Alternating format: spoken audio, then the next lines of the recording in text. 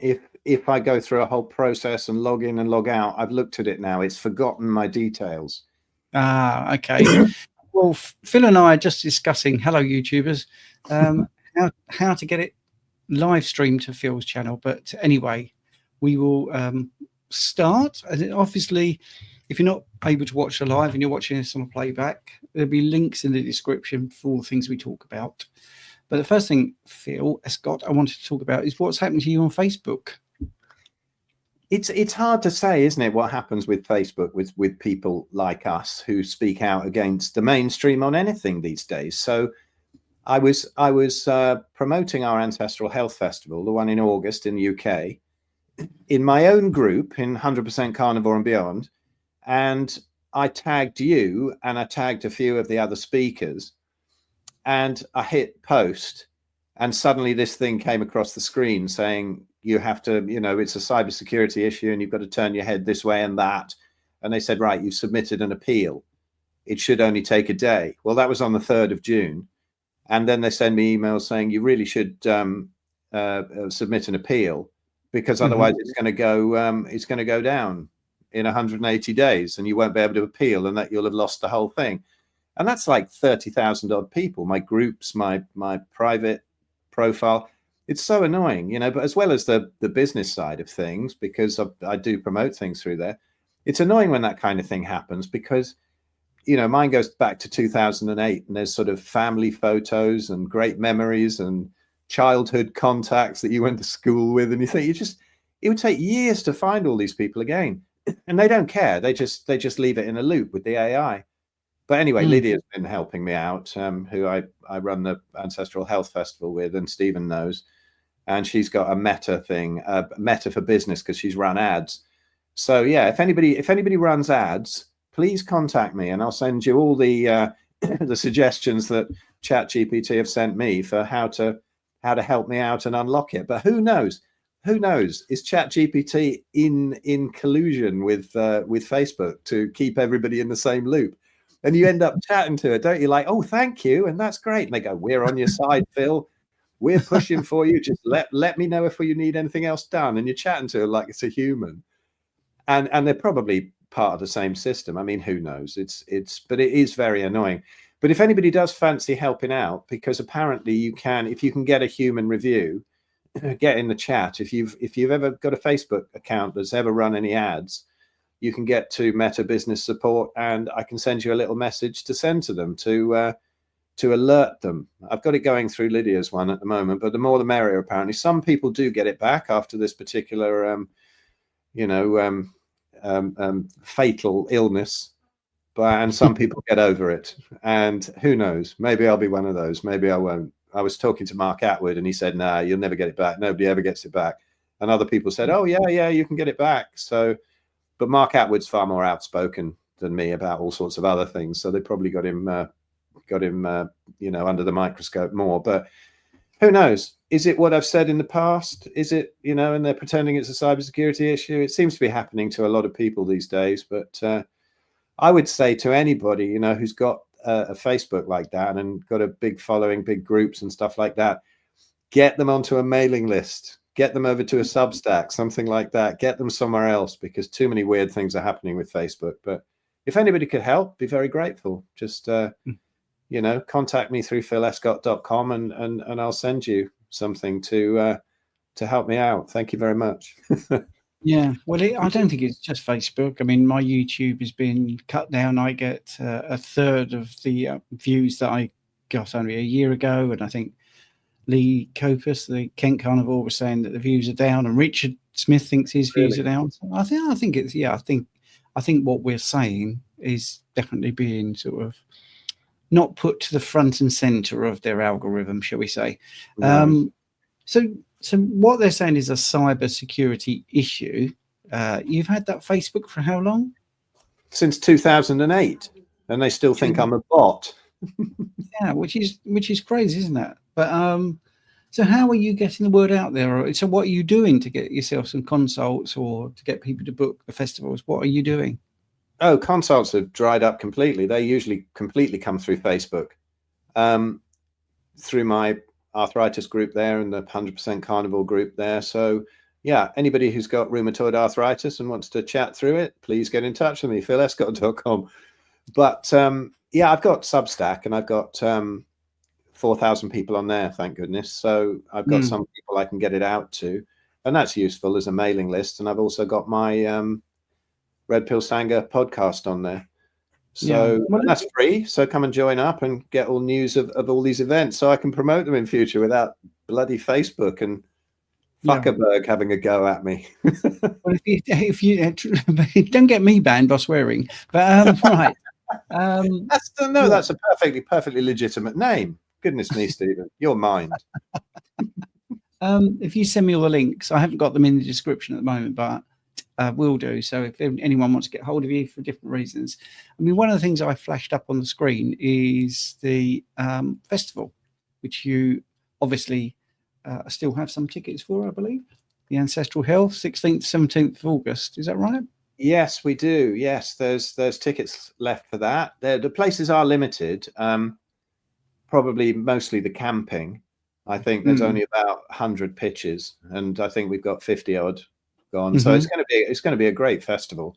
It was great last year, but there's already more people booked than all the way up to the festival last year. I think the word gets around about these things, but yeah, it's going to be loads of fun. And Natasha Campbell-Bride there, she'll be on Zoom, so you'll have to come to Spain to see her in person. She's difficult to get hold of, but absolutely amazing. But these two, Dr. David and Dr. Jen Unwin, they live in Southport, just down the road, and doing amazing work with food addiction, sugar addictions, with reversing diabetes in his practice, which I'm sure doesn't make him popular either with his with his suppliers. And they'll be there all weekend. I know they're bringing their motor home, so come and hang out with them. And the wonderful Sarah Pugh. I mean, what can you say about Sarah Pugh? She's hilarious. She's incredibly knowledgeable, and all the quantum stuff. If you want to understand about light, water, and magnetism, come and have a listen to Sarah's talk. Amazing stuff. It's not all about diet, although Sarah knows all about that as well. But she's incredibly entertaining. And Richard Smith. Well, we all know Richard, don't we? I mean, probably the best before and after picture ever with his journey. But I mean, the knowledge that he's got, and this bugger here with his bicep out, the two of them, honestly, they blow me away with all their actual proper knowledge about it. I just learned because I got so sick and had to fix myself, but they've actually studied all this stuff. So come and listen to their talks and they'll answer you anything. And we've got Nikita Stark, great friend of mine. I met her when she was doing a talk about natural birth, and also supporting us with the Daz Band when we were at some sort of freedom event 4 years ago or so. And she was just so entertaining, yet so shocking about all the crimes in obstetrics. And she'll be talking about that, and also trauma release and all sorts of other things she does, and maybe even coming on and doing some music with us, her song before the Daz Band goes on in the evening, because we got live music as well. Now, Maidi Goodson, she's been a friend of mine since the 80s or early 90s, probably. She lives in my hometown. She's absolutely brilliant at all the sort of EFT, emotional freedom technique, trauma release, counseling, NLP, everything. The ways that she's helped me in the times that I've been very sick, outside the diet stuff, has been amazing. So I'm going to do a little live podcast with Maidi there as well. And I think that's the speakers covered. But yeah, a very chilled event, lots of time to hang out with each other and cook your meat over fire pits. And we'll be doing cooked food as well that you can buy. So there'll be some good meat for sale there. And breathwork workshop with Janice. She's amazing. Janice Cameron, very strange. It seems kind of odd when you watch it, but then last year everybody walked in completely blissed out, saying, "Wow, we've got to do that again." She's a real character. There she is, Soma Breathwork, and my friend Roger Davis, who I've known forever as well, and he's doing natural movement workshops. Yeah, he's cool. And talking about cool, if you want to book an ice bath. We've got Ryan here, and he's bringing his Urban Ice Tribe stuff up. So you can get on get onto ancestralhealthfestival.com, and there's a link to actually book a session with him. I think you can book them on the day. But a fascinating guy, actually. I'm going to have to get him on the podcast because he's got a lot more to him than just cold thermogenesis. And then there's Diane Hughes, another old friend of mine, and doing wonderful massages there. And I remember my missus and coming out of one of her sessions completely spaced out, and Sarah Pugh as well, who went in there and got a massage from Diane. So you can do that, and there'll be all sorts of stalls too. And there we go. And of course, the Daz Band are playing, and we'll play some terrible, naughty tinfoil hat conspiracy theory rock in the evening. But it really does rock. It's great stuff, and I can't wait for that. I love it. It's on my doorstep. It's really easy for me, and come up and camp. But also, if anybody wants a bit more luxury, please have a look at the site and have a look at the glamping. Here are my friends who do the Real Food Company. They've got a great stall there. But also, please, if you want a little bit more luxury, then Ross and Ricky, who will also have a stall there, are doing glamping yurts, and you can book them through the site here as well. So book them before they're all gone, and you can book single day tickets or whole weekend plus the camping. Brilliant. There you go. Well, that's why you need your Facebook, isn't it, to get these things out there? I know. Should I admit that on here? Will the algorithm get me? I won't even say which account I'm getting on it through, but I can kind of sneak on, but I don't get all my contacts. I can still sneak into my groups, and I've got my admins to make me admin again through another account. But I'd set up one on my own straight after that, and they blew that up as well. So I have to be careful revealing which account I'm getting through to my Facebook. But I don't to go to your website. Is everything available through your website? Yes, pretty much. But it will be. But if you get on my Substack to get on the mailing list for events and that kind of thing, and for my podcast. But if you want the Ancestral Health Festival, just go straight to ancestralhealthfestival.com. Yeah. And and Stephen, thank you so much for this opportunity, because it gives us, it makes me think, at least it's getting something out there while I'm shut down. Well, yeah, I mean, it's not until August, so this should sort of do the round, shouldn't it? I mean, I'll try and do some clips and stuff like that. Cool. We've got some people. And so please put the link up in my 100% group, because I can't get in there and okay it, or anything, but it'll just go up. It'll be absolutely fine. But don't forget to put the link up in there. I can't see it, but I can see it. I can see it. Well, through my naughty little spyglass, I can see it. There's a Matthew Staff there saying he's looking forward to it. Now, how would you pronounce that? Sayana, good morning. That's right. And then we've got WD25A. Will you be playing Pin the Tail on Dr. Allo? No, it'll be Dr. Gregor.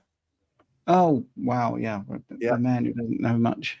And Andrea, sorry I missed this live, but I'll be in she'll be in her morning meeting, but look forward to catching it up later. Okay. Well, that's quite good. It's not Pin the Tail, it's Pin the Biceps on Dr. Gregor. Yes, that well-known doctor who's never practiced with a patient in his entire life. Anyway, enough of that. Proper hero. So Spain you've got day tickets for Spain as well. That's another thing that you're organising, I think. Yeah, I can't wait for that. I mean, last year it was so wonderful. It is, the Ancestral Health Festival is just 120 for the whole weekend and everything. But this is a high ticket one. It's in a beautiful converted monastery, as you can see. It's absolutely gorgeous. Swimming pool, lovely grounds, beautiful rooms, and it's 6 days with the speakers there, who are amazing, of course. And it's sold out, but we do have day tickets, and you can get on the waiting list. So we do have cancellations. So please, if you look at that, if you look at carnivorespain.com and go, oh no, it's sold out, please contact me, because yes, we do have cancellations. it's worth getting on the waiting list. But we also have there's some nice little hotels close by, and some people are staying at hotels and just doing day tickets. And I probably could squeeze maybe 2 or 3 more of those before the kitchen at the place starts screaming at me that we've got too many people. But it's still quite intimate. It's 70 people, so you know, you can get to hang out with everybody that you've seen all over YouTube and podcasts for a week in Spain. Yeah, Zayana's asking, how do you do cheap carnivore? My rent just raised $400 per month, cutting into the food budget. Well, I think firstly, you can get cheap cuts of meat like shin. You can get braising steak, which if you cook slower than you would cook a ribeye, you get a flavour very similar to ribeye. Ground beef is a good budget, you know, alternative, and also sort of heart, and you can get kidney. But I mean, heart is a really cheap meat you can get. Have you got any ideas to do carnivore on a budget? Yeah, I think neighborhood pets are always worth thinking about. Any serious ones? No. I think you've covered it there. I think, you know, the ground beef and the cheaper cuts, because if you slow cook the cheaper cuts, they're really delicious and they have probably more nutrients than some of the more expensive cuts. Yeah, well, absolutely. Yeah. I mean, I was really surprised how cheap the braising steak was, and it was beautiful actually. You just have to have a bit more patience and slow cook it. I think that was the thing there. I was just going to quickly put on the screen who's speaking in Spain, by the way. Yeah, go for it. But you don't need to give us too much. You can just whiz through. No. Well, everybody knows Anthony. He'll be back there. Natasha Campbell McBride, GAPS Diet author and absolute hero of mine. She'll be there in person. Sophia Clements, great friend from Paleomedicina in Hungary. Very strict PKD diet there, reversing all sorts of so-called incurable ailments. And Mary Ruddick. I'm so happy to get Mary Ruddick. You want to come down and get stories of her travels around all the indigenous tribes and exactly what they eat. And she is the smiliest and happiest person in the world. And we've already mentioned Sarah. So Sarah will be there in August and in November in Spain. And Dr. Abs, yay, he's coming along. I hope he hasn't forgotten about it. I'm sure he hasn't. He's very organized. Yeah, and Richard, obviously, and Stephen will be speaking as well. So we've covered them, so we don't need to again. And that old fart in the middle bore you a bit. Mm-hmm. Brilliant. So someone's saying in the chat there, what fat can you use if you cannot do dairy? Well, you can use bone marrow, you can use tallow, you can use lard, you can possibly use ghee. Butter is dairy, but many people get away with it, even if they don't think they do well on dairy. So have you got any suggestions? Yeah, I think with the dairy, even with the ghee, if you've got any kind of autoimmunity in your present or past, like I have, don't use that. I absolutely swear by tallow. Just, you know, but I think if you buy the commercial ones, it can be a little bit tasteless. I don't like it so much. We just go down and get big lumps of fatty offcuts from the local grass-fed place and chop it up and render it down in the oven into our own tallow. Always have a big bucket of it next to the cooker. Lasts forever. Go for that. Brilliant. I will. Have you heard of cooking bacon?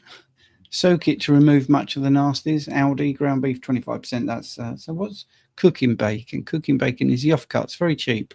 Oh, I didn't know that. Braising steak cooks quickly in tin foil in the air fryer. Eggs, of course. Yeah, eggs are still pretty cheap, I think. Cooking bacon being the offcuts, it's probably got all the bits that cause you heart disease and stuff. So that's great. No wonder it's so cheap.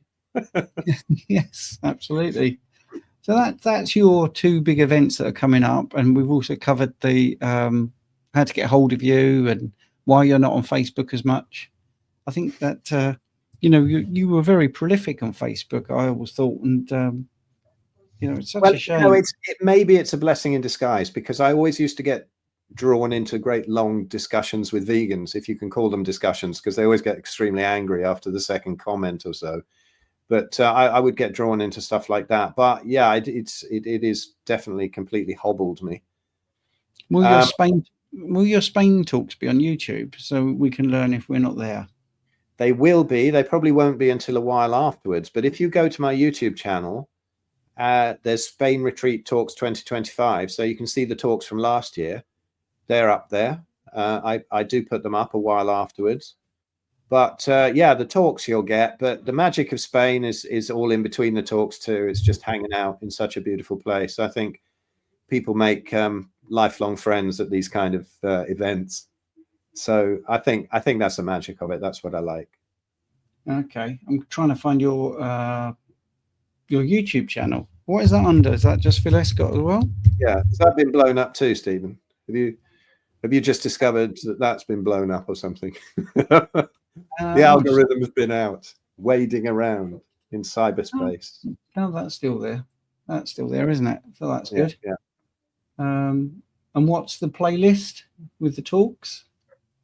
It's Spain Retreat Talks 2025, 2024, I think. All right. Yeah. Okay. Yeah. So I'm going to put that link in the description, and I'll show that so people can see these things, because some people they just don't understand what to do when we say these things. So yeah, if you go on, so if you go onto Phil's YouTube, and then you click on play. I've already done that. Click on playlist. So most people go at home, but there's playlists. And then there's all these things about Ancestral Health 2024, Spain 2024. You see, it's pretty easy to find. All right. Yeah, there's a retreat talks there, and then my friend Steve also videoed a load of testimonials. Yeah. And I've got to give a plug for Steve, because go and sign up to his YouTube channel, or it's called Edge of the Matrix. He's he's a little guy. He's like 5'6". He looks like he's kind of unassuming, but he's got a lot of muscle and a lot of black belts in this and that, and so he's pretty safe.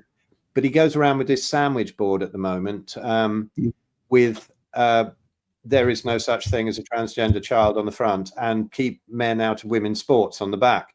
And he has these amazing conversations of either support or attack. He's, you can see him getting covered in golden syrup and chili sauce and all kinds of things. But he's very cool, and he videos all the stuff in Spain, and he's gone carnivore lately too, and did the Dad Band documentary as well. He's a great guy to know. But his YouTube channel is really quite addictive at the moment. Check it out. Carnivore Muscle there saying good. Hi, Jonathan. Hello, Jonathan. Yeah, I think that's the good thing, that you're going to put the talks up afterwards. So if you can't afford to get there, you would eventually be able to see all the talks, which should be good. Right. So that's pretty much everything we wanted to cover, isn't it? I think it is, Stephen. Yeah, I think it is. So what is your next couple of weeks entail? Is it basically chasing this all the time, or have you got anything that you're doing outside of what we just said? Well, it only takes a little while every day, but I do hassle in some way or other every day to get the Facebook thing back. But no, it's just really trying to find ways of publicizing the Ancestral Health one. That's what I'm focusing on, because Spain is nice and safe. Couple of day tickets if somebody wants them, but we would like to get a load more people down to the Ancestral Health. It's already looking very healthy in its numbers, but let's get some more people down and make it a real monster event. But it's funny, when you do these events, they get easier to sell every year because the word gets out. And I've had a lot of the speakers say this is the best event we've been to.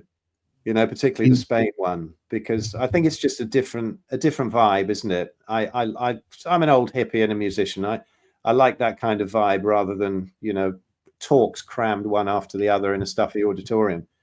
And I think it's nicer that way. And you get to hang out with the speakers anyway. So you can go and hassle Stephen all day and chase around after him and ask him ridiculous questions. He'll be there. Ridiculous questions. Actually, while we are on, I wouldn't mind just sharing something with you. Cool. Which was a weird thing to have. You're talking about Substack. and someone asked me a question about my bloods. And right, you might be interested in this because, well, I think you'd be interested in it. Let's just do that. So Substacks, what are Substacks? If people don't know, it's where you can write an article. Now, I've written one this morning in response to, well, it started a little while back where people were asking me about lipids and do I get my bloods and stuff like that. So I did my bloods, and basically that's what I've got here in millimoles per litre, and that's important, by the way. The triglycerides 1.52 millimoles per litre, and my HDL is 1.6. So my HDL, they say cholesterol, but anyway, HDL is 1.6. It's more than my triglycerides. Really good range. I don't care about total cholesterol or LDL. LDL cholesterol, as they call it, is estimated. It's not measured. But the good thing about this is a thing came up. Somebody, an American, tried to convert my triglyceride reading and my HDL cholesterol reading to milligrams per deciliter. Now, if you don't know about bloods, you would think, well, what's the big deal? Because surely if you're converting millimoles per litre to milligrams per deciliter, you times it by 3.6 or whatever, and you get a milligrams per deciliter thing. But it doesn't work like that, because millimoles it's a molecular thing, the concentration of molecules, and milligrams is weight. So this is just interesting because somebody picked me up and said, oh, your ratio is really terrible if you do it in milligrams per deciliter. And I was like, yeah, because you've converted it wrong. But that's the danger of a little bit of knowledge, isn't it? That you can take something which is clearly a good ratio, and where's the common sense? If you've got a good ratio in millimoles per litre, you must have a good ratio in milligrams per deciliter. If it was but you'd have to go to a different lab and they'd give you a different figure, if that makes sense. But surely the ratio would be the same if you converted them both. Well, that's the point, yes. But what happens, Phil, when you convert millimoles per litre to milligrams per deciliter, because cholesterol is lighter than a triglyceride, they use a different factor. So it throws it out. That's my whole point. I see. Yeah. So you can't do that. You can't take millimoles in that particular ratio and just factor it up, because you're right, common sense prevails. That person didn't have any common sense. And I was saying, look, please understand they are different measurements. One is looking at the concentration of molecules in a litre and the other is looking at weight. I'm being very basic here. So you'd have to do the blood draw and do the whole thing in milligrams per deciliter, and it would be the same ratio. But anyway, that's what I was trying to get at. So my talk will be about these things, and I'll explain it better with a bit more meat on the bone, so to speak. When I do my talk, I will talk about how we interpret bloods wrongly, and a little bit of knowledge is so dangerous that you. I like the way your LDL there is in red, and I'd look at that and go, that's absolutely spot on. yes. Well, that's the point. Also, in my Substack, I do talk about that. But I was just getting into the fact that a mole, M-O-L-E, is not. Well, it is an animal that can't see and buries its head under the ground. So maybe something like Gregor, for instance, is a mole. But so that's the number of molecules in a litre of blood, and milligrams measure the weight, and that's makes a big difference. Anyway, so I'm going to do a little presentation about how we need to look at things a bit more simplistically, looking at the common sense, because you immediately got it. It should be the same ratio, and it will be, but I'd have to get my blood drawn from scratch, and measured in milligrams per deciliter. So thought you'd be interested. Yeah. Well, that whole LDL thing, I had a similar level the last time I had bloods done, similar ratio of all of them. And I remember going in and getting the results, and the nurse practitioner said, well, your LDL's, everything's fine, but your LDL's up a bit. And I said, oh, excellent. Well, I'm on a high-fat carnivore diet. And she said, that's exactly where you want it then. She said, these levels are just a con to sell statins. And that was the practice nurse. And I went, whoa, that's cool. Some people are waking up. She said, yeah, some of us are. Oh, that's good to know, isn't it? And I'm going to stop this now before I get taken down and join you in naughty school. And but it's been great to talk to you, Phil. And You too, mate. we didn't generate any questions, so that's all right. I don't feel bad about getting off nice and early. But I'm going to stop the stream now. But anyway, thank you, YouTubers, for tuning in. I hope my Substack made you want to go and log into that, and we'll put the link to Phil's Substack in the description and everything. All right. Speak to you soon. Bye. See ya.